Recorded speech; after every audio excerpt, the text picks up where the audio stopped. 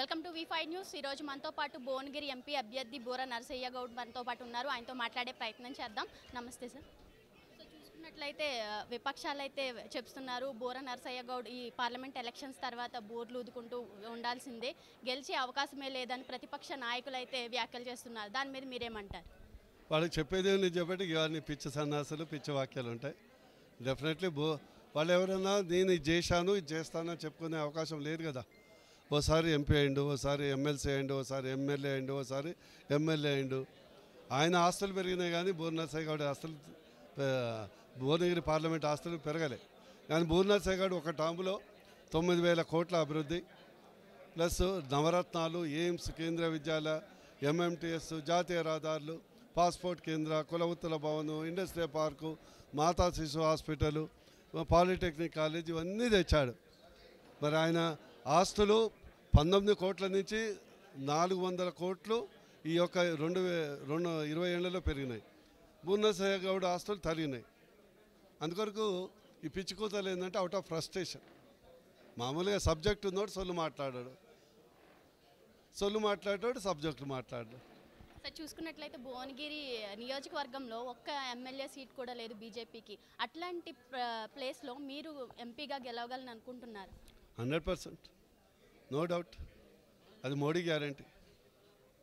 అంటే చూసుకున్నట్లయితే ప్రజలకి మీరు ఏ విధమైన సేవ చేద్దాం అనుకుంటున్నారు? ఒకవేళ పార్లమెంట్ ఎలక్షన్స్లో గెలిస్తే మీరు ఏ విధమైన సేవ చేద్దాం అనుకుంటున్నారు ప్రజలు? నేను ఆల్రెడీ సేవ చేస్తూనే ఉన్నాను.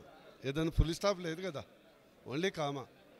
అందుకొరకు గతంలో 9,000 కోట్లు తెచ్చాను. ఇప్పుడు మా యొక్క ప్రభుత్వం మా మోడీ గారు ప్రధానమంత్రి కింద పనిచేస్తాం కాబట్టి కనీసం 20,000 crores సెంట్రల్ బడ్జెట్ తీసుకురావటం, అనేక ప్రాధాన్యత, అన్ఎంప్లాయ్మెంట్ తగ్గే విధంగా industrial corridor, IT hub and MMTS, industrial defence cluster, ఇట్లా ఇరిగేషన్ ప్రాజెక్ట్స్ కంప్లీట్ చేయటం, అదేవిధంగా రాచకొండ గుట్టల్ని పర్యాటక కేంద్రంగా మార్చటం, ఇట్లా చాలా ఉంది. ఇవన్నీ ఖచ్చితంగా ఇమాజిన్ ఒక్కసారి ఎంపీ అయ్యి ఫస్ట్ టైం రాజకీయాలు, no godfather, no godmother, అయినా కూడా ఇన్ని సాధించాను కదా. ఈ పిచ్చి సన్నాసులు ఏం సబ్జెక్ట్ అంతా పీర్ల పండుగ నాడు ఊరే పీర్లు తప్పితే వీళ్ళకి ఏమైనా వస్తుందా? ఈ దమ్ము ధైర్యం ఉందా నేను ఇది చేసిన అని చెప్పుకోవటానికి? ఇవన్నీ సోయలేని మాటలు. బోర్లు ఏదో ఈ బోర్లు గీకుతాం, అవి గీకుతాం. ఈయనేమో 6 జిల్లాలు అందగాడ. ఓసారి ఫేస్ చూసుకోమని బ్రహ్మాండానికి తక్కువ, పౌలకి ఎక్కువ.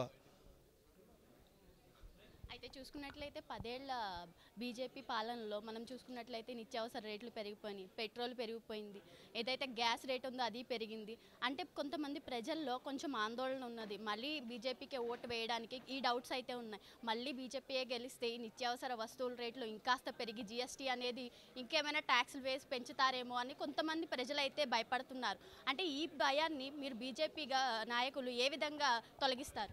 అది భయపడేది కేవలం ప్రతిపక్ష నాయకులు, ప్రతిపక్ష సానుభూతి పరులు కానీ సాధారణ ప్రజలు కాదు.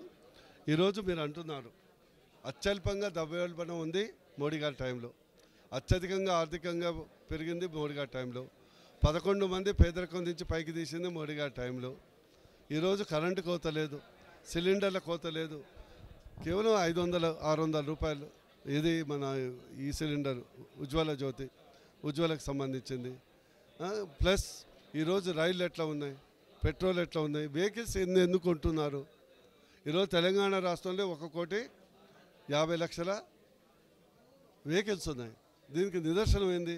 ఆర్థిక పరిస్థితి బెటర్ కావటం. కానీ మోడీ గారు ఒక ఉచిత పథకం పెట్టకుండా చేయటం జరిగింది. ఈరోజు దాదాపు డబుల్ ఎయిమ్స్ హాస్పిటల్ ఓపెన్ చేయటం జరిగింది, IIT పెంచడం జరిగింది, 250 కొత్త మెడికల్ కాలేజ్ తేవటం జరిగింది.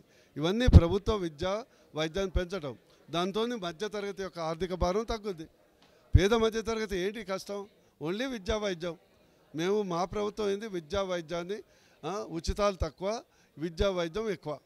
ఒకసారి విద్యా వైద్యం ఖర్చు తగ్గించినప్పుడు ఆటోమేటిక్గా ఒక మిడిల్ క్లాస్ పర్సన్కు, లోవర్ మిడిల్ పర్సన్కు 10,000-15,000 సంపాదించినా తన జేబులో తన కుటుంబాన్ని పోషించడానికి సరిపోని డబ్బులు ఉంటాయి. That is Modi. అయితే చూసుకున్నట్లయితే బీఆర్ఎస్ ప్రభుత్వంలో ఏదైతే నాయకులు ఉన్నారో వాళ్ళు అంటున్నారు కవితనైతే కావాలని అన్యాయంగా బీజేపీ కావాలని అరెస్ట్ చేయించింది, ఎన్నికల స్ట్రంట్ చేయడానికే కవితనైతే అరెస్ట్ చేయించింది అంటున్నారు. దీని మీద మీరేమంటారు? బీఆర్ఎస్ నాయకులు అందరూ అంటున్నారా, కొందరు అంటున్నారా? అందరిని అడగండి, మీకు అసలు నిజం తెలుస్తుంది. మైక్ లేకుండా అడగండి. అందుకొరకు బీజేపీకి ఈడీకి సంబంధం లేదు, సిబిఐకి సంబంధం లేదు. అది ప్రభుత్వం, ఇది పార్టీ. అండ్ కవిత కొరకు మేము ఎలక్షన్లు కొట్లాడుతున్నామా? మేము 4 కోట్ల ప్రజల భవిష్యత్తు కొరకు కొట్లాడుతున్నాం. అది కవితకు మాకేం సంబంధం అండి?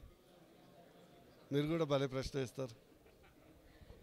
6 గ్యారంటీల విషయం చూసుకుంటుంటే కాంగ్రెస్ ప్రభుత్వం 6 గ్యారంటీలు మేము అమలు చేసాం, ఏ విధమైన ప్రజల్లో ఏ విధంగా తీసుకువెళ్తున్నాం మాకు తెలుసు, ప్రతి ఒక్క ప్రజలకి అందజేసేలా ఉంటుంది మా 6 గ్యారంటీలు, కావాలితే వెళ్ళి అడగండి అని చెప్పేసి బీజేపీ నాయకులకి అయితే చెప్తున్నారు కాంగ్రెస్ నాయకులు. సో దీని మీద మీరేమంటారు? నిజంగానే 6 గ్యారంటీలు? నిజంగా చెప్తున్నా. ఫస్ట్ ఉచిత బస్ సర్వీస్. ఉచిత బస్ సర్వీస్ ఎప్పుడైనా నువ్వు నీ జేబులకెళ్ళి డబ్బులు ఇస్తే అది ఉచితం. ఇప్పుడు 1000 కోట్ల బాకీ ఆర్టీసీకి ఉన్నది, ఒక్క పైసా కూడా తెలంగాణ ప్రభుత్వం ఆర్టీసీకి ఇవ్వలే. అది ఎట్లా ఉచితం అవుతుంది? ఆర్టీసీ ఉచితంగా ఇస్తున్నట్టు రేపు ఆర్టీసీ కుప్పకూలిపోదా? నెంబర్ 2, రైతు రుణం మాకు చేసినావా? సిగ్గుండాలి మాట్లాడటానికి. రైతు బంధు ఇచ్చినవా? రైతు భరోసా సిగ్గుండాలి మాట్లాడటానికి. మరి బీసీ డిక్లరేషన్ అమలు చేసినవా? సిగ్గుండాలి మాట్లాడటానికి. ఇది 6 గ్యారంటీలు కాదు, 6